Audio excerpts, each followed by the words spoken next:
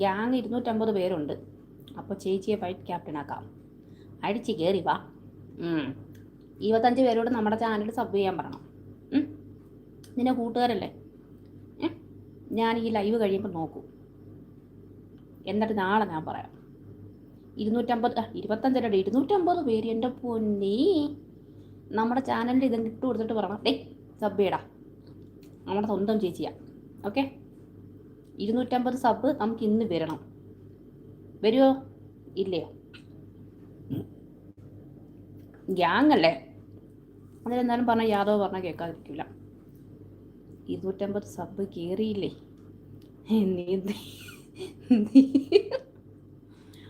റെഡിയാക്കാം. ആരും ചെയ്യല്ലേ, പോടാ. എല്ലാവരും ചെയ്യണം കേട്ടോ, ലൈക്ക് ചെയ്യണം, സബ് ചെയ്യണം.